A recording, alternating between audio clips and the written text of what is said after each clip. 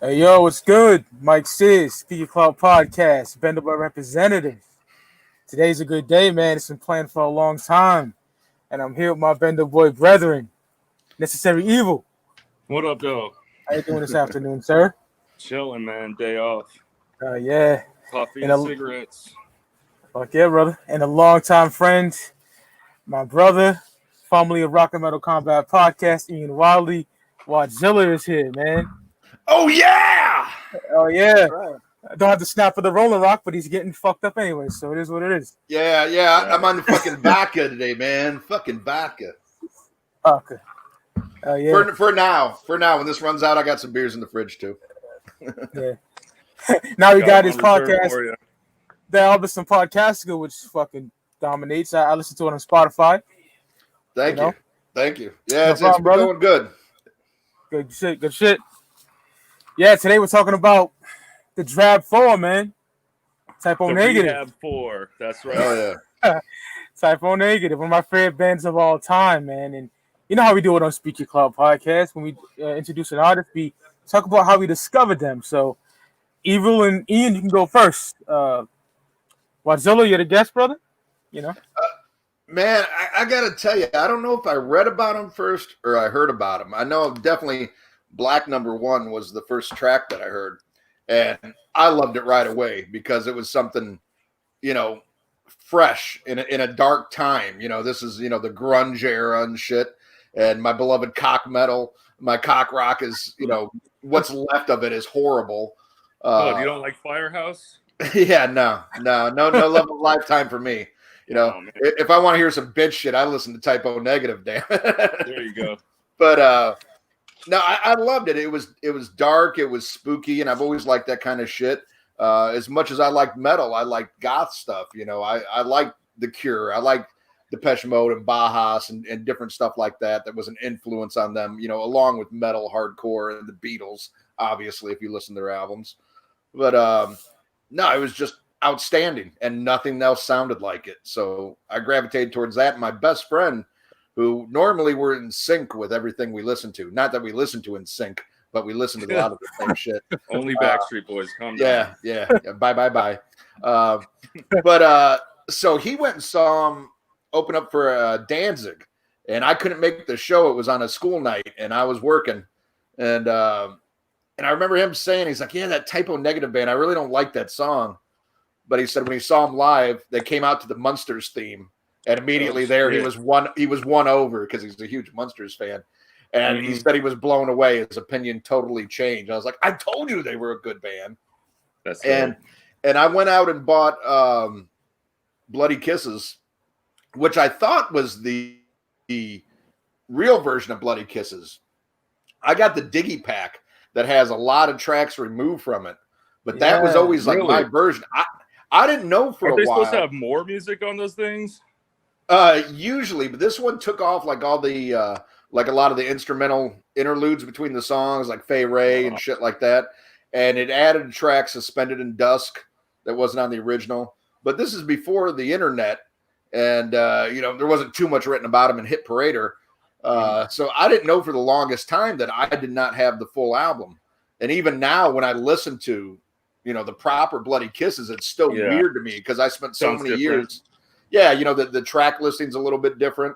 Now of course I bought the triple vinyl reissue that they put out the other year. That's fucking amazing. Nice. Yeah, I feel that way about the song Blood and Fire because the first time I heard that was the version on the Mortal Kombat soundtrack, right? Then I go back and listen to it on Bloody Kisses, and I'm like, holy shit, he's speaking French in this one? yeah. It's surrender rock. But no, I mean, I just right out the gate, man, I was just like so thankful for something that sounded original when there was a lot of horrible grunge out there. And I like some of that shit, but I mean, it just, I'm pissed because, my metal as I knew was gone and it wasn't in vogue anymore. But, thank God for this band, Pantera, we're two bands that were carrying the torch and like, this shit's not going away silent, There's bands that are going to fight. Grunge era was rough, dog. Like for real. Yeah. Oh yeah, and then seeing all your heroes go from playing arenas to clubs, the ones that survived, and yeah, it was a rough time. But in a way, it was cool because, I would never think in the '80s of being able to see Dio in a fucking club, and being like a couple feet. I'm normally, I would be like 500 feet away from the fucking Dragon, right. But yeah, at the same time, it was hard seeing the stuff you love, isn't cool anymore. But fuck it, I guess it really never was cool. It just, you had MTV pushing shit. Kind of becomes yours again when it becomes smaller, Yeah, that's right. But this band, legendary. I mean, shit, I got the logo on the arm. Went out and got that. Okay. Sub-Zero. Yeah. Ian, is that Blue Oyster Cult below that? Yeah, Blue Oyster Cult below it. Yeah. Yeah, hell yeah. See a few times. Yeah. So, very, very honored to talk about him. Like I said, lucky enough to see him. I think I saw him like 5 or 6 times. Never missed a tour after Bloody Kisses. From Bloody Kisses on, I saw him every tour, a couple times on some tours, and always a great live band. Yeah, definitely. And sorely missed. And another thing I like about him is I think everybody contributed in that band. 100%. Because I mean, just as much as you could never have a Typo without Peter Steele, you could never have it without Kenny or without Josh. I mean, and Josh is just as important to me as Peter. 100%. Yep. And because I love piano in music and I love organ. I don't like the David Bryan Bon Jovi keyboards, the Europe Final Countdown. But when you get somebody to play like organ and shit like that, and the atmosphere he added, it's done tastefully. Yeah. It sounds right, sounds natural, and sounds like nothing else at the time, and that's what's most important, Plus the chicks love it. God damn it, chicks love it. Fuck the Typo Negative. Just listen to Typo. I swear. Hell yeah, the ones with daddy issues. Yeah, I was gonna say the ones with the problems, the ones that you want to smoke those stinky ass clove cigars, black lipstick before they hurt you. Damn it. Yeah. Some bad bitches like Typo, dog. Sexy ass bitches. That's right. How about you, Brian? First time. I mean, I might have read about them in like a hit parade or something because I collected all those magazines back in the day, but. First time I remember seeing them was actually the Black #1 video on like Headbangers Ball back in the day, Shit. And if I remember correctly, I think that video was also on an episode of Beavis and Butthead. Yeah. But I thought it was cool, kind of creepy and all that, but I kind of slept on them for a few years until October Rust came out, and then that shit was just like, that's what really got me into them around that time. Fucking one of the best fucking most original bands that I've ever heard. Oh, yeah. And definitely I agree with that, man. Without each member of that band, it wouldn't be what it is. Even like, Johnny on drums and everything, the way he plays it, just like Sal on those first couple records too, Yeah. Fucking atmospheric, moody shit. You know what I like about them a lot too is their fucking very self-deprecating band, Yes. They shit all over themselves, and I fucking love it. Yeah, the humor is a big part of it. Let me put that out there. Yeah. Yeah, the humor, They don't piss all over themselves like R. Kelly. They shit all over themselves. Yeah. I love it. Yeah, definitely. But that's something, that goes hand in hand with this music that on one hand is so depressive. Lyrically, there's dealing with a lot of depression. But musically is so beautiful, but there's so much humor hidden in the shit too. And if you ever see any interviews with them or, any of the videos and stuff, man, they just make fun of themselves nonstop. They don't take themselves as serious as the music is. I think musically they were perfectionists. I mean, especially those in videos, the man. They're like the Pantera videos, watching them clown around backstage and shit. Oh yeah. Yeah, Josh still hasn't taken a shit. What year is it? The home video where their sound guy was just like fucking with everybody. That's just oh yeah, Schlitzy. Yeah. I like when like Peter's dyeing his hair and he's got the widow's peak and he's got the fucking fangs in and he looks like fucking like Bela Lugosi and shit. I like when Phil's busting his balls. He's like, "It's the chicks that love it. God damn it!" He's like, "But I like it too." Hey man, he you know, this is the kind of guy he is. He did a spread on Playgirl magazine, and with the money he bought a banner for his band. Now there's probably a percentage of him that just wanted to show off his meat, let's be honest, but you know. Yeah. Oh shit, I remember going to see him in Florida, and my girlfriend at the time, we had got like great seats. I mean, it was a big like radio station festival kind of gig, and we got right up front, got our spot. And he was doing a signing. She's like, "Can you save the spot?" And I want to go meet him. I'm like, "Fuck you, because you'll never come back, you hooah." Right. that man's. I know you. You're packing some meat, or he's packing some meat. I'm like, yeah, you leave my broke little dick ass, Yeah, straight soup can down there, dog. I'm black from the waist down, but in the back, I just got a ghetto booty, Oh shit.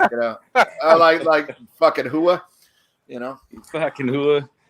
It's a great product of Vinland, bro. For me, first time I ever heard of him was Evil knows this, ECW.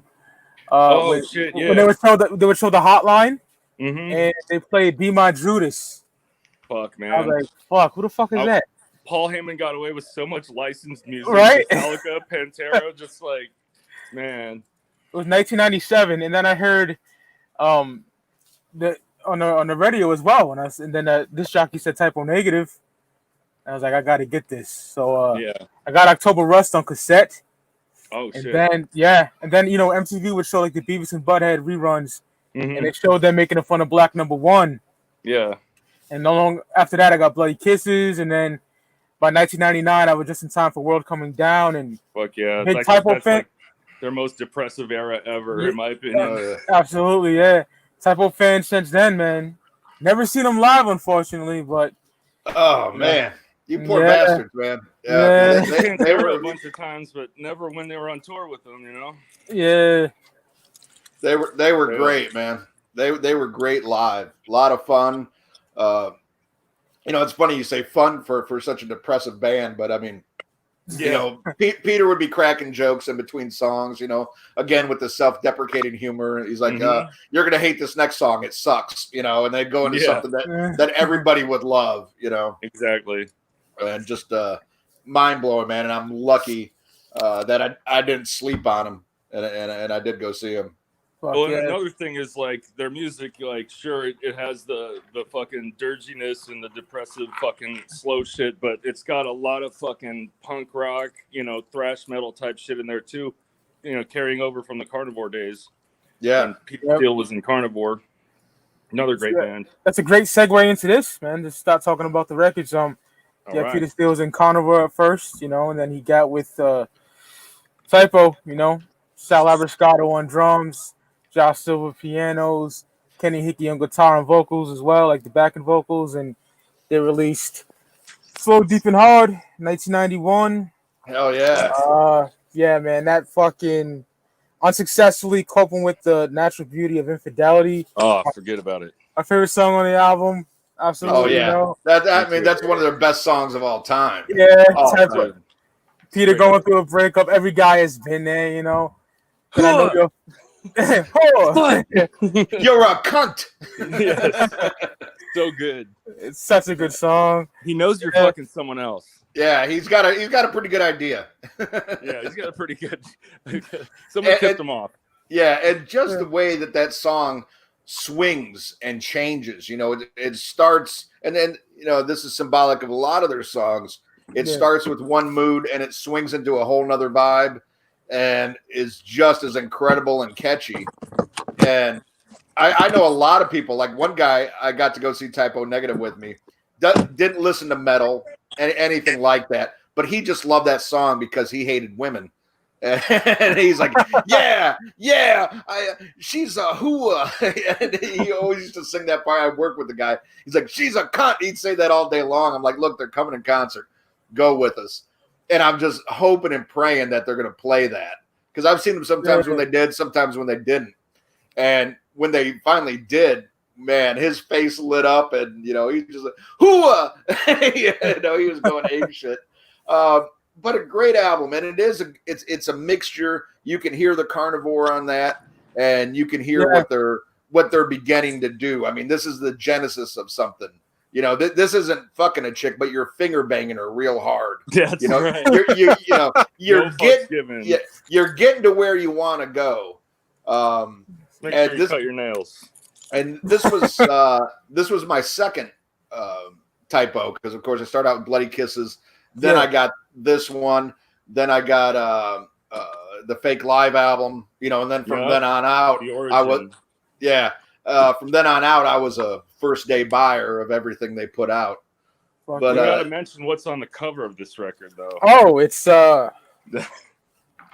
Penetration.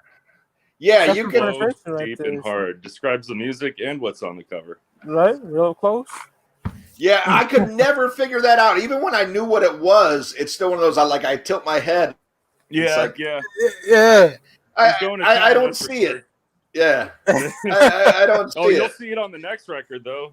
Yeah. Oh, yeah. Depends on which version you get. To be honest, I like this album, but it's not like one of my ultimate favorite typo records. But I agree. I fuck with it. Like, Unsuccessfully Coping with the Natural Beauty of Infidelity is the GOAT song on here, man. And I like the good album. The Carnivore elements on there. It sounds real raw, Yeah. Yeah. It's definitely a building block, and it was a grower at first. Other than the track we all know and love, I was kind of like, I don't know, but then it grew on me, and especially the more I got into Carnivore and understood where he came from. And you could see the progression, and now I hold it in very high esteem. But it was a grower, not a shower. Yeah, it's definitely one of those records where you can look at so many bands today that obviously molded their sound off of shit like that. Oh, definitely. All right. We can just run through this real quick. The Origins of the Feces. I don't have the asshole cover. Oh, you don't have the cover of Peter Steele's asshole on it? It's really rare. I really wanted to see that again. Fuck. Yeah, didn't scar me as a kid or anything, I promise. These are reworkings of the first record. A lot of songs on there, and it's like a Fake Live album. It's like I thought it was actually live when I first heard it. Same, yeah. He's like, there's a bomb. I did too, but fucking around. But they basically did the same thing Slayer did with Live Undead. I mean, for a long time before the internet. I do too. I ever heard. But I thought, for the longest time, I thought that was live. So, a lot of shit you wouldn't know without the internet. Right? Yeah. Sometimes it ruins the mystery and the magic, though, Yeah, something I never knew. My mom did some risque movies in the 70s until I got the internet. And I'm like, Ma. You know what? I wanted to believe that Marilyn Manson was in the Wonder Years, man. Fuck you guys. Yeah. And he removed a rib, because I'm like, that's dedication. That's dedication. 1996, bro. Yeah, man. But I think it's a good album. This one, I would say, out of all of them, is definitely, this is for the hardcores. Gravity's my shit. Yeah, it's not a necessity, especially if you have Slow, Deep, and Hard. Yeah. But for the hardcores, there is some love to be found here. And Hey Pete is again, you see that humorous side where now fuck Hey Joe, man. It's all about Hey Pete. Yeah, exactly. And that Doomy cover of Paranoid is on there, I believe. Yeah. What are you doing with that axe in your hand? Yeah, and it just goes to show you could be in a rock band with a fucking 10-inch cock, and chicks are still gonna cheat on you. That's right. I'm like, man, who did this to you, Peter, and why, and where can I find them and kill them for you? Yeah, and it was done multiple times. This guy picks women like I do. She looks really bad for me. Let's go. Yeah, exactly. It's almost like an Apple agreement. Nobody reads that shit. You just click accept. Right. You know? This bitch is definitely gonna break my heart and bring shit to me. But she's hot. Oh, where do I sign? Yeah. You know, shit. Yeah, where do I sign? Exactly. Yeah, Origin of the Feces, 1992, fake live album. It's just funny when he's like, "There's a bomb, so we gotta leave" or some shit on here. That shit had me dying. Yeah, dude, I like the banter that he has with the crowd. You know what I mean? They're all booing him and shit. It's fucking great. One day I want to get the asshole cover because I'm a completist, but no, it's out of print. Very expensive. Doesn't it suck? Like, watch you go up to the register at the record store and just don't ask, bro. Just don't ask. Yeah. Yeah, you know, but that shit cost a lot. Does it now? Oh yeah. It's out of print, man. Because that's the thing. It's like, you know, physical copies of things, which, you know, I'm sure the three of us like to have. Oh yeah. You know, oh yeah. Which today you ask for a CD in a store and the kids look at you like you're crazy. But it's like those things have gone up in value or price, I should say. When you used to just see them in like the bargain bins, you know? Yeah. I'm such a hipster. I collect Betamax. Oh shit. Oh shit. I'm kidding. Just don't be a beta male now. Calm down. Yeah.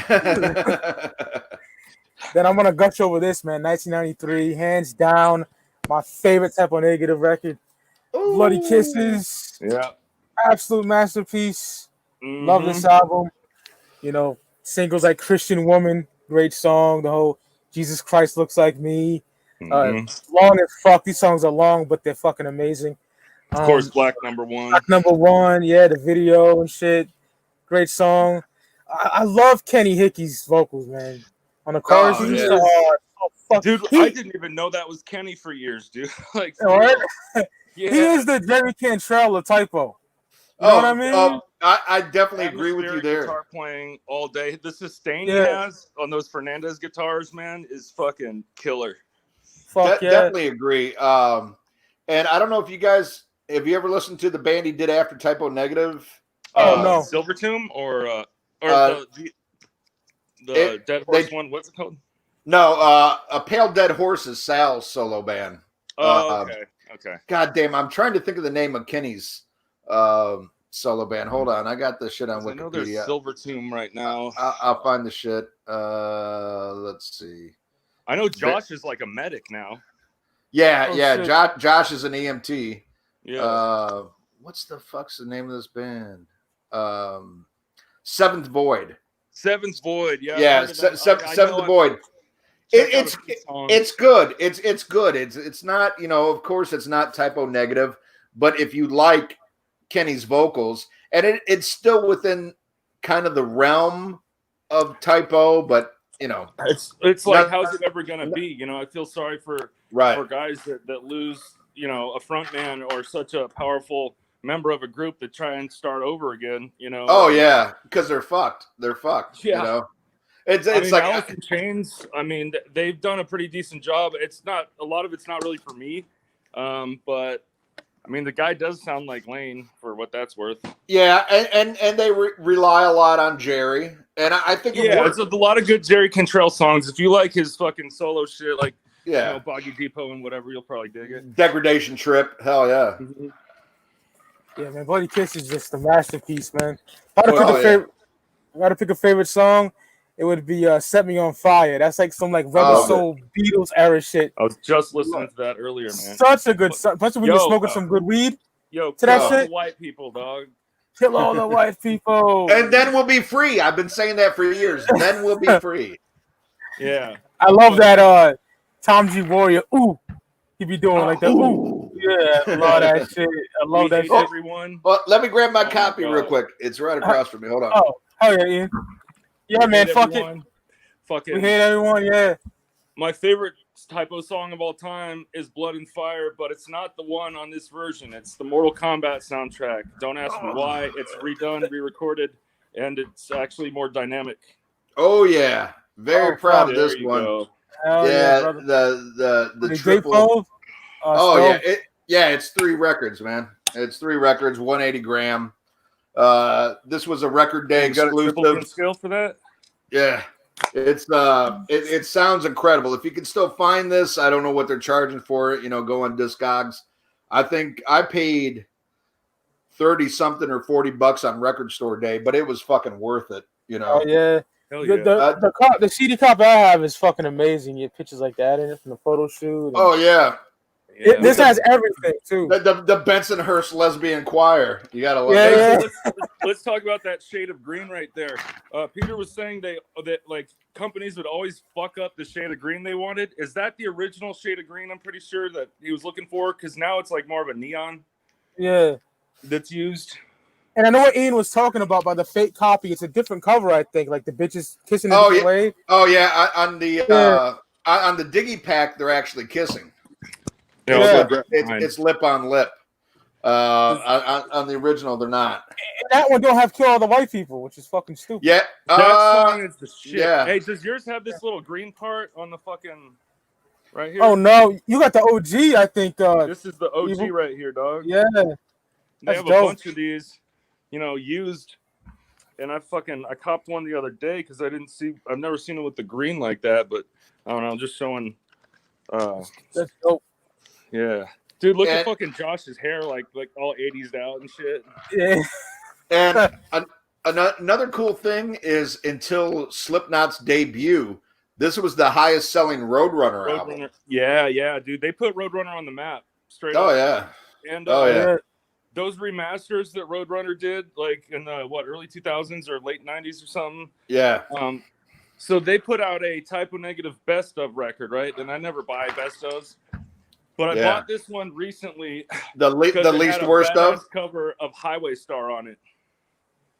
Is that least worst of, or? It's just I got it in my room. I'll go get it.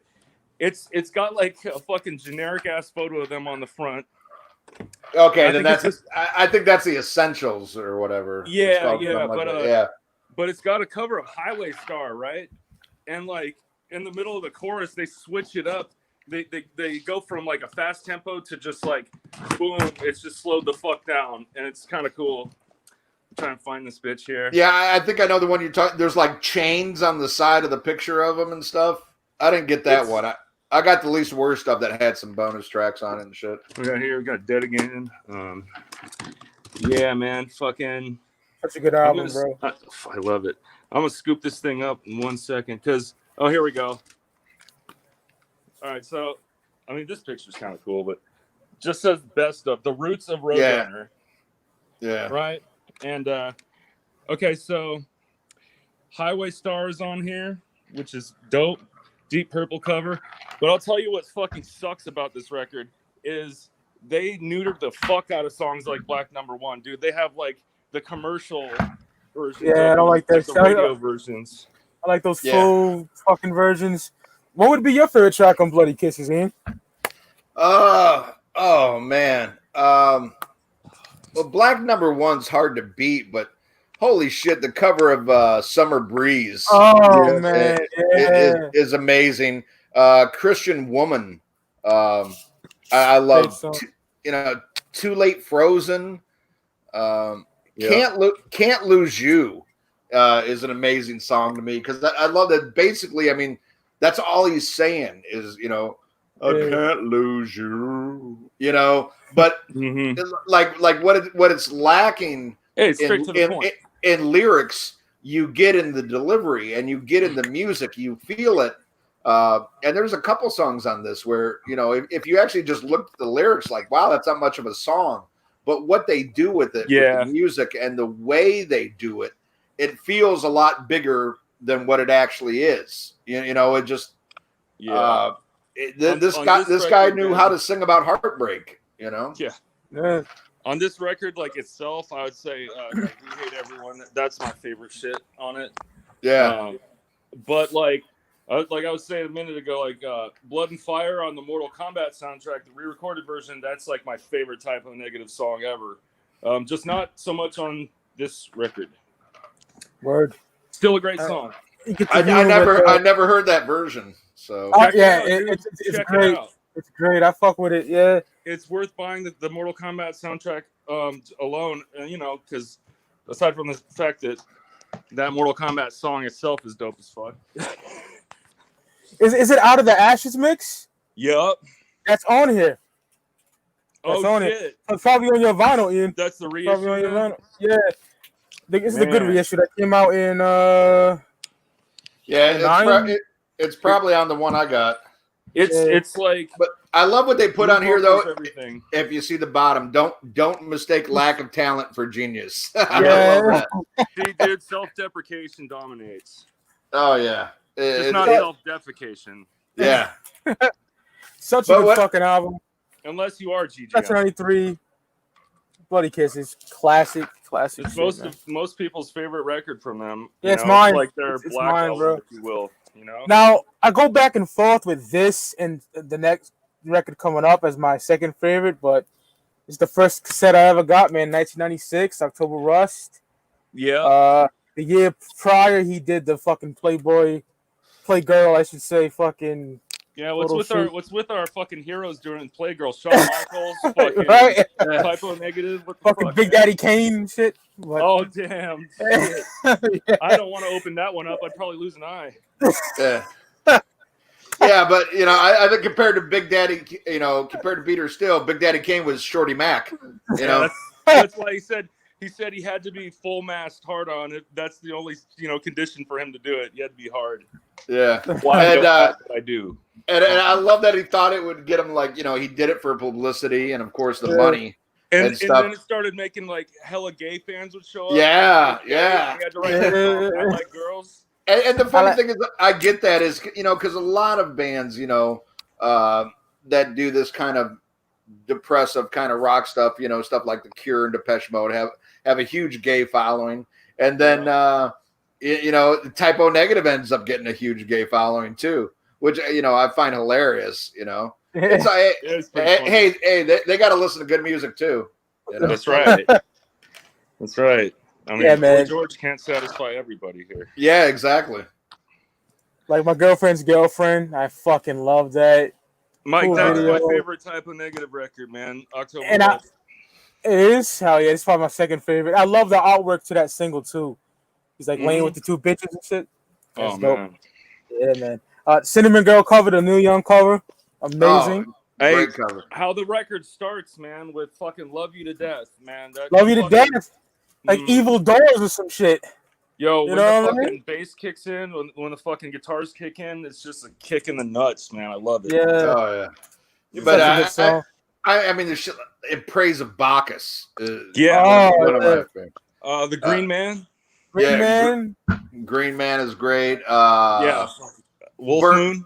Burnt Flowers Fallen is one of my favorites on there. I mean.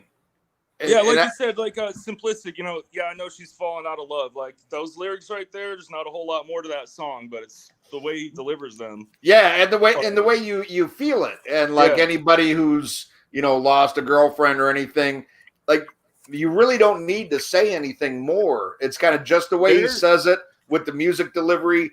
You get the gist of it, you feel it when you hear it. And there's an actual atmosphere to this record too. Oh yeah. And actually, I should have said the way they started off is with a joke that you think your CD player's skipping and fucking. Yeah. And they go, Peter's like, hope you take a little joke. I'm Peter. Yeah. Yeah. I hope you don't hate it too much. Yeah. Amazing album. Be My Judas is on there too, which the first song I ever heard from Typo. Yeah. Incredible fucking song. Incredible. Yep. I mean, the guitar tone. Just everything, man. It's like Kenny's best work. Some of his best work is definitely on this record right here. Absolutely. All the reverb and everything. Yeah. Definitely classic. And classic album. I love the cover too. Yeah. The thorns and shit. Yeah, it's just simple, but it's just right to the point. I love that shit. Yeah. But you can just tell the dedication.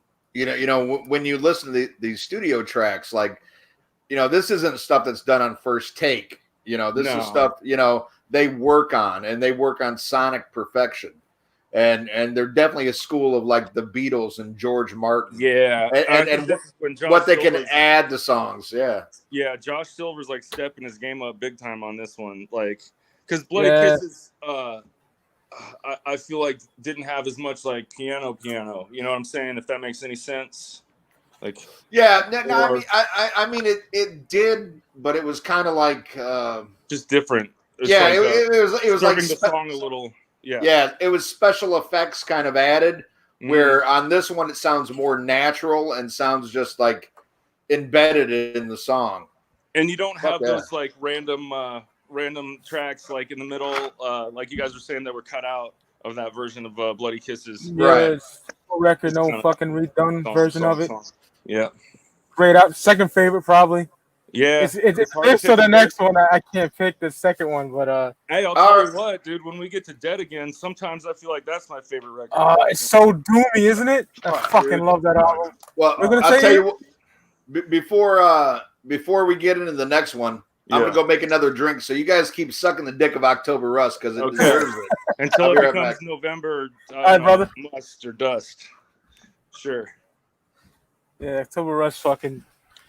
I listen to this shit like coming up like October when that comes around, and I watch horror movies and just. That's what I'm saying. It's got an atmosphere to it. Yeah, dude. Like for real, it's kind of. Well, so Peter Steele used to work in the park districts, right? So obsession with like nature and the outdoors, and even if you look at the booklet in there, you see all the autumn leaves and shit like that. Oh yeah, beautiful booklet, dog. Yo, I mean, it's cool. Yeah, it's got an atmosphere to it. Fuck yeah, dude. It's kind of like the Green Man, you know, the mythology of the Green Man, the fucking forest god, you know. Oh yeah. That's some National Geographic shit right there. when bands would give you an actual booklet, something to actually look at instead of just a fucking little pamphlet. An MP3, dog, and that's it. Man, smack you, Spotify. Right. Even though I use it sometimes. So do I. Excellent fucking record, man. I can't get enough of this album. Yep. I played this cassette all the time when I got it back in the day. Excellent album. Yeah, dude, I remember, man, I miss buying cassette tapes. Oh, yeah. Because also, like, you know, say, like, Astro Creep 2000, say, like, that's when I got on cassette. And then when I got the CD version, it's just kind of like a different experience, you know, because of the booklets and everything. Talk about artwork. That's one of the greatest booklets ever. Astro Creep? Dude. Yeah, Rob Zombie fucking murdered it on that booklet. Well, Ian's a big Zombie fan, too. One day we might just have to do them. Hell so, yeah. Like 2 albums, but fuck it. You know what I mean? Well, we can cover their techno remix of Astro Creep as well if you want. Swinging Sounds or whatever the fuck that's Super called. Sexy Swinging Sounds. Yeah. It's in the $2 bargain bin over here in Cali. You know what? You don't want to hear the Dust Brothers interpret White Zombie? Calm down. So, we get to 1999, man. Shit. Yeah. Oh, man. Come out in the hospital gowns and shit. Oh, shit. When Peter went crazy. Yeah. World Coming Down. World Coming Down. The most depressive album of all time. Yep, 1999, man. I got this on release day, too. Everything. Everyone I love is dead. Like. Yeah, Peter got a lot of, family members that passed away around that time. He's battling a drug addiction. That's what white slavery is about. Cocaine and shit. Big coke use. Yeah. He's a big dude, too. 6'8". Yeah, 6. Yeah, I'm gonna start with that for a minute. His presence. 6'8". The fucking chain as a guitar strap. His voice, yeah, man. Fucking works out. Yeah, dude, like, yeah, that's, if you just look at that dude, you're like, he's either a pro wrestler or a rock star. There's no in between. That's the biggest fucking Pollock I've ever seen, I'll tell you that. That's right. Holy shit. But it's funny, it goes from a guy who really didn't indulge in the regular rock star lifestyle. Was a guy that worked out, took vitamins, did all this shit. Worked in the park districts and all that. Yeah, and then he discovers cocaine. And I remember the 90s, kind of. You're going to be partying on something, I'm sure. But the coke started kicking his ass. And I'm just wondering, like, how much coke does it get to get him all worked up? I was thinking the same thing, dog. I was just thinking the same thing. At least an 8 ball. Yeah, that just gets him out of bed. That gets him out of bed in the morning. Exactly, and he snorts all that coke, and the songs are still slow. No, in his mind, he thinks they're too fast. Yeah, I sped this one up, guys. It's like BPM. Yeah, my favorite song on World Coming Down, All Hallows Eve, man. Great song. Man, yeah, Kenny on the fucking hook, incredible, man. I love his voice, so dope. Great album. The Beatles medley, dog. Beatles, Day Tripper. Day Tripper. I Want You, She's So Heavy. Some other shit. I can't remember. If I Needed Someone. Yeah, If I Needed Someone. Yeah. I'm a big Beatles fan, as Ian knows, of that era. Like, when they did drugs. That's my favorite. That's exactly. My favorite era of any band is when they do a lot of drugs. It's when they go to Betty Ford, the album starts sucking. You know? What are you guys really made of? Yeah, it's when they start making like documentaries in St. Angers, and exactly. Hiring their therapists to go on tour with them. Calm down, Metallica. You're sitting there being a complete dick. You're really helping things. Yeah, picking at me. Killing yourself is better for music. Hammered out instead of hammering on each other. Sorry. Kirk Hammett. Come on, guys. Oh man. Sorry, yeah, this out. My bad. It's all good, brother. Monster, dog. I've seen it too many times. This album is incredible, man. Absolutely incredible. Yeah, and very, very underrated, I think, because I saw a big drop off from October Rust to this. Yeah, and I don't know. I mean, they kind of took a little time, in between these records, and back then in the music industry, I guess still now to this day, it's not like the golden days where people put out an album every year. Yeah. Or like bands in the 70s put out multiple albums in a year. They were gone for a while, came back with this, and the buzz just wasn't as big. But I was still there. I remember seeing them on like VH1 and shit. For like Everything Dies video and stuff like that. It was a great video. But, it is. It was a little different time. Like for them, I feel like they were a little bit out of the spotlight. But I think. Everyone I Love Is Dead is probably my favorite song on that record. Yeah. And it was a hard time because this is the Limp Bizkit era now. Yeah, for real. Yeah. I mean, it's such a dichotomy, dude. So you'd have like the rock show on VH1, right? And they'd be showing like Godsmack or Limp Bizkit, and then it's like, oh shit, Typo Negative's on here. That's cool. Yeah.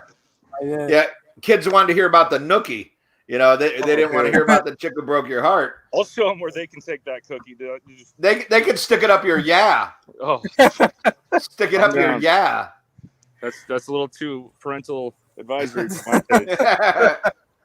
All right. Yeah, well, we all know Fred Durst was a hell of a wordsmith and a scholar. So absolute amazing rapper too. He is. Yeah. He is. He was pretty cool. The greatest white rapper since Snow. Oh, shit. What's your favorite track in the Ian? And we're coming down, brother. Oh man, that's a hard one because I absolutely love this album.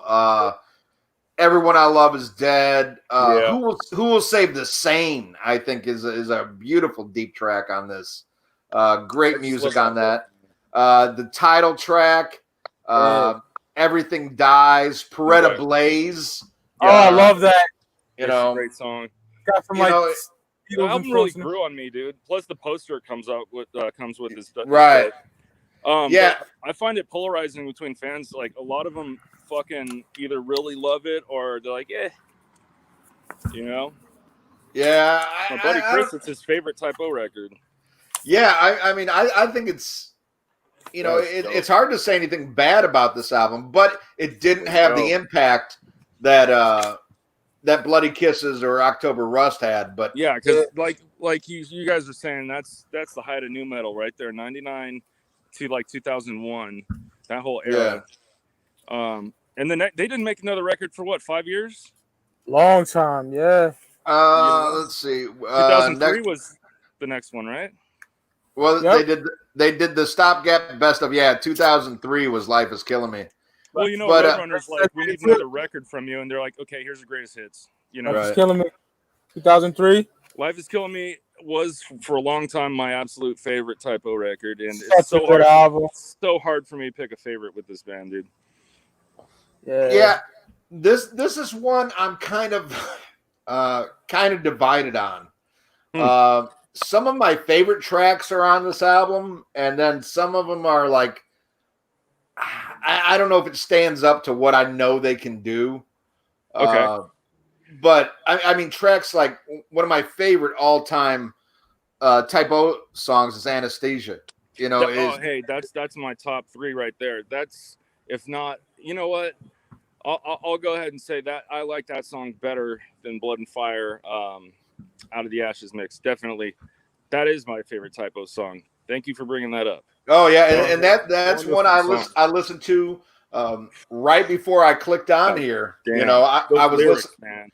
Yeah, I mean that's one that just grabs me, and it's sometimes it's a go-to song, and sometimes it's a I can't go-to song because of where it takes me, memories in my life and stuff that has happened, and Amen that, a lot of these songs, if you've gone through some rough relationships or you've gone through loss of people who have died. A lot of these songs can be very hard to take. They can be cathartic in some ways, and sometimes it's just too much to listen to. Dude, I sent a chick I was with for 7 years. I sent her Anesthesia like right before we broke up. She's like, "It's like that," and I'm like, "Yup, it sure is." Oh yeah, but I mean, I mean, I'll never forget the first time I heard it. It's like some of these songs. It's like we all have these feelings inside of us and experiences we've gone through, and then when you hear a song like this that just kind of encompasses what you feel and what you've gone through, and it does in a way it makes you feel like, holy fuck, I'm not alone. Like by listening to it, it's crazy, right? And this is something I encourage anybody to do. If you pick up Dead Again, the red version that has the live at Wacken, watch the live performance that they do of Anesthesia. Peter Steele is in like his final form almost, dude, and like he's got the wine like pouring it on fucking doing the whole it's a really good solid performance of that song. In nomine Patre. And his wrist, he's got the tattoos of the stitches on his wrist and shit. Like, right. Damn, bro, what have you been through? My favorite song on Life is Killing Me is that A Dish Best Served Cold. That shit is great song. The song Life is Killing Me is dope too. Yeah, Kenny with that rotting bodies enemies. That's so fucking bad. I think they sped their tempo up a little bit because the last one was so dirgy and so fucking slow. They sped up the tempo a little bit, a little more accessibility. I Don't Want to Be Me, a hell of a single, dude. Great song. Yeah, it is. Love that song. The video's funny videos. Yeah, it is. Got the dude from Balls of Fire in it. I would say it's kind of hard. Like if I did have to pick a favorite, it's tied between Anastasia and Nettie. That song's about his mom, dude. Yeah, that song's about Gods is on there too, right? Is about his dad. But the song Nettie is the shit. At the time, my grandmother, who pretty much raised me, was close to death. She suffered from dementia. It was the worst. That's the worst, man. I know all about that. It was a very hard time, and still to this day, when I listen to Nettie, it's not something I listen to when my friends are over. That's something I listen to when I'm alone because I'm gonna fucking start crying like a bitch, at a certain point in the song. I understand that, man. Because they're amazing. Oh yeah, and Red Hook of 1922. This guy, he was very much. He was a lover, and he was a guy. He has a bunch of sisters too, so upbringing than having brothers. Yeah, and he was also, as much as he was about women, he was about family, and for him losing his family, you hear it. You hear it on everything after October Rust. All those records have those references in them. And it's not something you can mail in or you can make up, to sound like, okay, I got to make this sound depressing. So there's nothing fake about this shit. It's all from the heart, and I think that's why this music touches so many people on different levels. Oh my God. But yeah, between Anesthesia and Nettie, hard for me to pick, and this was a really rough one. I remember when this came out. My girlfriend at the time, like the first like big love had broken up with me, and this shit had come out, and we'd broken up, but I took her to the concert anyway, and all my friends were like, "What are you doing?" Oh, I've done that before. What are you doing? She's a hooah. She's a hooah. Why are you taking her to this show? You know, he's a fucking hooah. Yeah, and I'm thinking, well, this is the one thing that could bring us back together. You know, she'll realize how much I love her. That kind of stupid shit that guys. And then you're do. worried about her the whole show, right? Oh yeah. So I was taken out of this show, and man, they were passing out at this show. I got I think I still got it somewhere, but the ink dried up. They passed out a typo negative syringe. That was a pin. That was a pin, and I have it, but all the ink dried up. But yeah, and I had a couple other friends who went with me that we were big typo fans, and they're like, "What are you doing?" You know? Dude, I remember. Stop it. And I remember chasing after an ex in the middle of an Iron Maiden set. Running them to the parking lot for this bitch. Meanwhile, I'm missing Eddie up on stage. Like, no. Dumbass, bro. Yeah, no. The things you do for pussy, man. It's good. So. But again, that's what this band is all about. Is I mean, if you listen to it, listen to the pain and everything he's gone through over women he put his heart into. That said, fuck you. I'm sleeping with the guy from Trickster. Was that true? No, but I mean, he had some hooahs who cheated on him. Wasn't the guy from Bullet Boys? yeah. Bang Tango? Yeah. He was gone one night, and the other guy was smooth up in her. That shit happens. Slaughter, hell of a death metal band. Yeah. Life is Killing Me, 2003. I totally agree with that. Yeah. And good segue into it about him getting cheated on, because he ended up doing some time in Rikers Island for beating up his he caught his girl with another dude and beat him. Yeah. Yep. So I read an interview with Peter Steele that said he had cameras all over his house because of his cocaine-induced paranoia, including in the shower and shit like that. Oh, shit. Yeah, dude. And his sisters were banging on his door and just committed his ass. Damn. Yeah.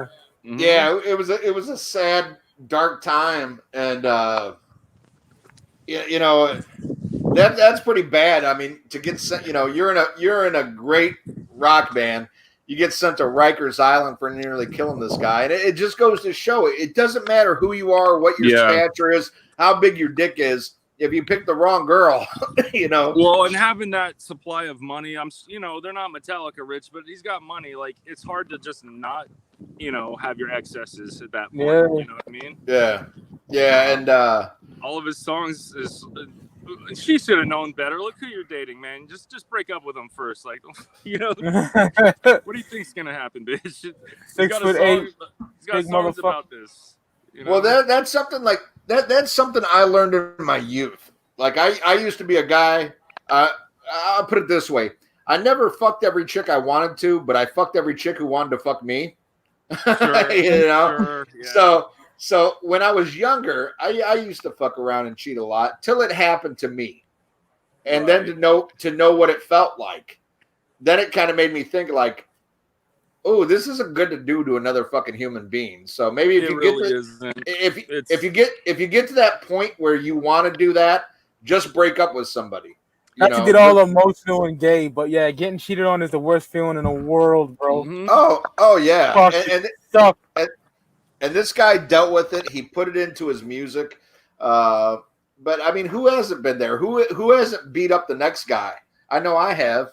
We're talking about that song, coping with infidelity, bro. Like, it's all there, I know but then you're fucking someone else. Yeah. And it doesn't matter who you are. It doesn't always have to be.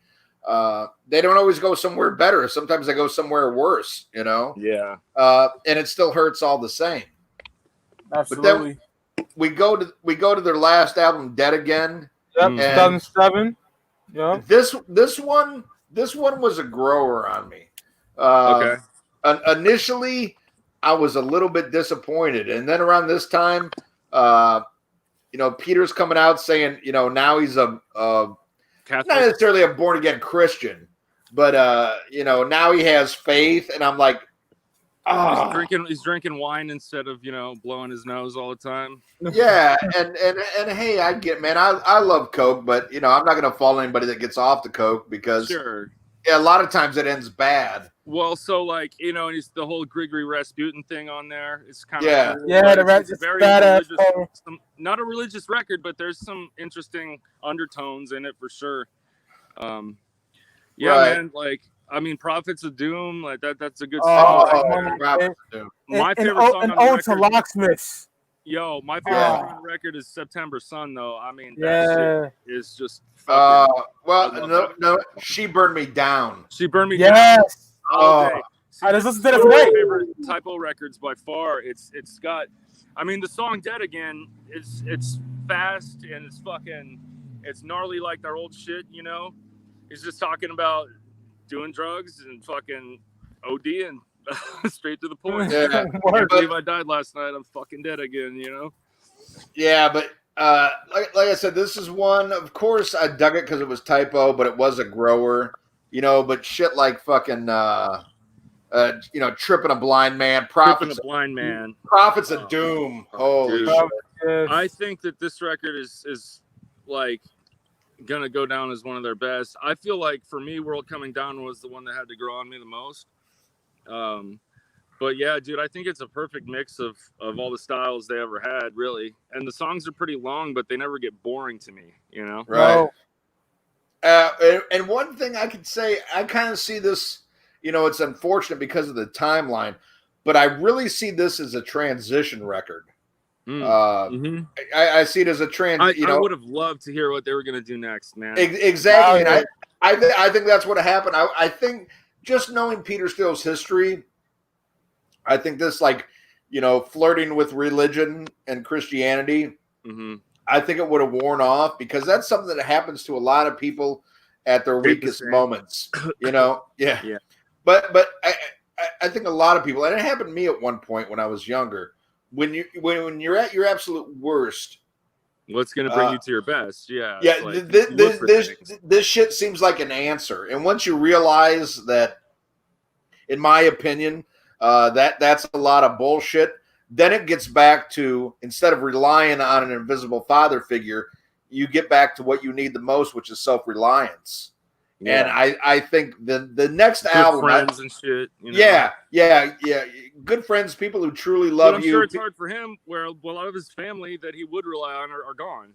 Right. But you see what I mean? I think at the time he was using religion and his newfound, faith as a crutch. Well, he would come out on stage with the priest collar, but it was green. I thought that was a cool look. But yeah, man. No, that's cool. But I think the next album from here, it would have been a more self-reliant, self-attitude. Like, you know what? I don't need anything other than me. I'm going to get through this. I think the next album would have been even more amazing. Unfortunately, we didn't get that.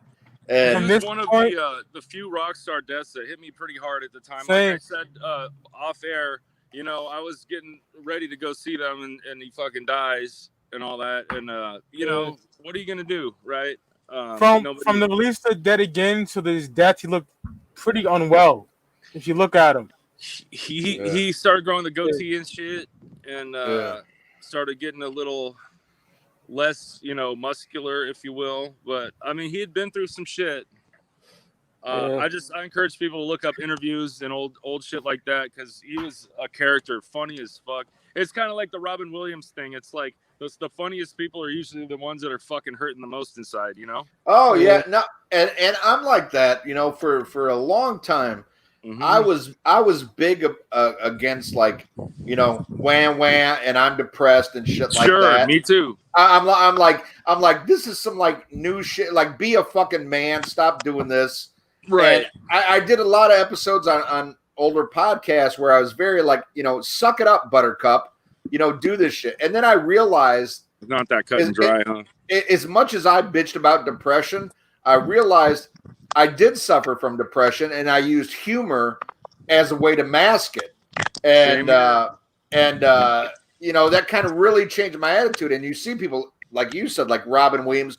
Look at a lot of your top comedians are normally very depressed people, but use comedy and self-deprecation as a way to cope with it, as a way to mask it, as a way to make someone else laugh. I mean, it's forgetting about whatever the fuck is going on. Yeah, and I think about that like I'm a funny motherfucker, but then I look deeper and more inward. The reason I'm a funny motherfucker is because I'm masking a lot of pain that I've had in my life. Think about the amount of memes that I make, dog. I mean, fuck. Oh man, a lot of shit now, isn't it? Yeah, you should see it, Ian. This dude right here. I'm a clown. I'm a clown. I'm a clown.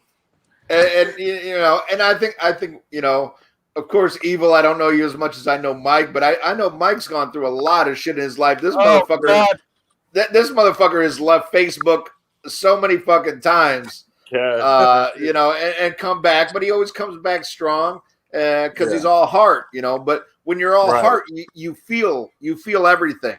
Hey, dude, sometimes that's the best thing to do. My brother, he fucking deleted his shit, hasn't been back for years, and he's like, "No, I'm better off. Trust me." I'm like, all right. And the one I have now is to get a hold of Ian. That's it, really. It's like no one on there, damn.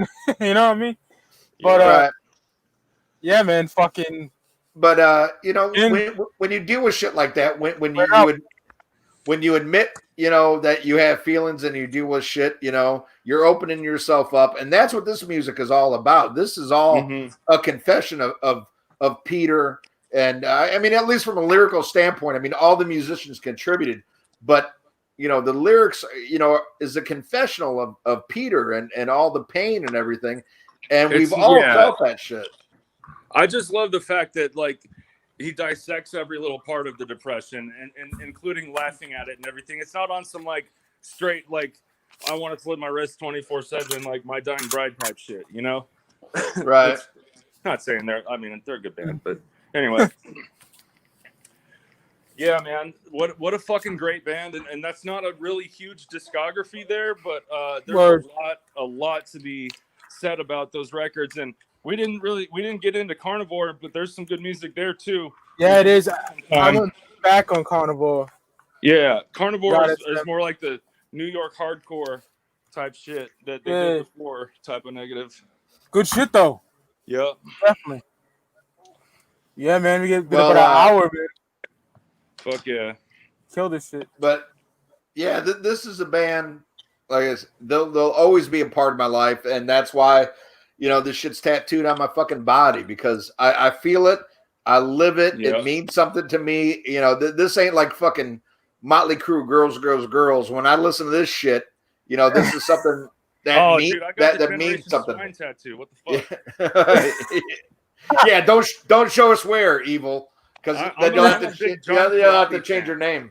I'm a big I'm saying this right now. I told Evil this. You two motherfuckers are the funniest dudes I know. So getting you guys on the show it worked out perfectly. And in the future, I want y'all back to do something I don't know, what zombie. I want to go to California and hang out with Evil because this guy has not stopped walking the whole fucking interview. So I know he's got that good coke. Oh, dude, he's about that life. Yes, I got that snowflake. Where are you at, California? Bay Area. I actually deliver weed for a living. Fucking A, right. Day off. Okay. See, I used to love going to the Bay Area because I'm a Raiders fan. So I would go there to, what are you, 49ers or Raiders? Man, I don't even pick anymore. I don't watch football like that. Oh, okay. But my family is very. It's okay. I got a lot of gay friends. Don't worry about it. Yeah, don't worry about it. It is California, man. I'm too busy going up to the Castro. So sorry. I got another leather jacket to find at the gay bar. Hey, the last time I was in San Francisco, I stayed in the Castro, and nobody wanted to fuck me. I wrote a typo song about it. Because you weren't wearing your leather hat, dog. You got a leather hat. We'll get you some gear. It'll be all right. Awesome. Well, Mike, man, thank you so much for having me on this, brother. Anytime. 100%. Yo, thanks, me and Ian's like family to me, bro. That's my fucking dude for life. So, as it's Evil. So, yeah, man, I want to put more metal shit on this channel. So, in a few months' time, whenever you're free again, Ian, we'll set something up again. Oh, yeah. And I love it. And I love that, you've taken your path ever since I've known you, and you and me became friends real quick when I was on Facebook and with the podcast, and to see you doing your own thing is amazing, because I know your passion for whatever you're into, whether it's the rap or the rock. Yeah. Mike's the encyclopedia of knowledge, music knowledge is what we call him, dude. Like, he knows about it. Fuck yeah! And Mike's been one of those guys. Like, for a while he'll be gone, and then he comes back hard as a motherfucker. And and I love that you're doing this, that you're successful with this, and that's what shit like this is all about. This is all about passion, because who's going to sit there and watch all this shit if you're not passionate about this music? And you're doing a great thing here, man, and you got a great cohort here in Evil, man. Yeah, it's a pleasure meeting you, brother. Same, brother. Hell yeah, good chatting with you about Typo Negative, one of the best bands of all time. Oh, fuck yeah. Mm-hmm. Yeah, fuck yeah. And this might have taken a long time to get done, but in my opinion, it was worth it, man. It was worth it. It's incredible. I can't wait to watch it back. As Evil would say, this is a hella episode, God damn it. Hell of an episode. Look, man, I can prove that I live in California. I got a gay He-Man on my weed jar. So. Actual Prince Adam in this motherfucker. Actual Prince Adam. Actual Prince Albert. Hope not. Ouch. One cock ring to rule them all. Yeah, Jacob's ladder. Calm down. Jacob's ladder. Yeah, one cock ring to rule them all. But power of gay skull. Where can they find you, Ian, to get a hold of your podcast or whatever?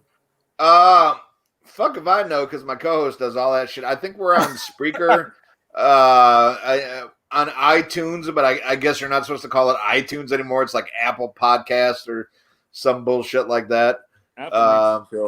Yeah, I don't know. If you keep looking, you'll find it. The funny thing is, everybody's like, yeah, how do I spell Diabolus in Podcastica? Like, I fucking know. I went to public school. Look up the Slayer record and go. Yeah, look up the Slayer record, type the first couple words, and then it'll pop up.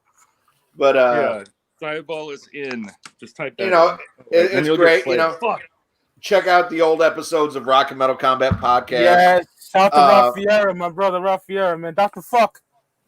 I heard of that guy.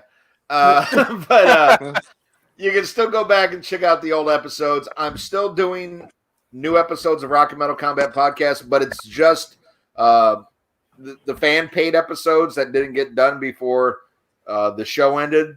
Yeah, I'm still doing those, and every time I think I'm almost done, I get like 10 other motherfuckers like, "Hey, I paid." I'm like, "Oh shit."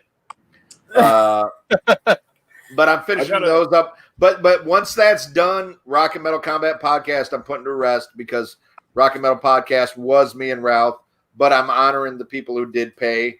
But after that, it's done. But I'm going to leave those episodes up. Check out Diabolus and Podcastica.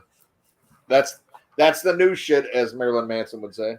I got to give a shout out real quick to Dutch Bros Coffee. That homeboy thought it was cocaine. Dog, there's 6 fucking shots of espresso in this bitch, and I drink 2 a day. So get the fuck wired.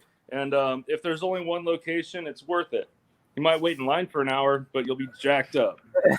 Yeah. And if you don't want to wait in line, try cocaine. Podcast. Diabolus Podcastica, all you guys. Oh, yeah. Hell Bend yeah. the boys, motherfucker. That's right. Shout out to Newton. Oh, you get the green one, right? Yeah, yep. I got the red joint. Oh, yeah. Check out some Bloody Kisses. Triple Vinyl. Get that shit. Oh, yeah. Fucking anybody that hasn't checked out Typo Negative, give them a shot. It's worth it. Absolutely. My favorite bands ever fucking live. Yeah. I'll teach you still. Absolutely. Oh, yeah. Hell yeah. Oh, yeah. We out this bitch, y'all. Peace. All right. Till the next time. Fuck yeah, Godzilla. All right.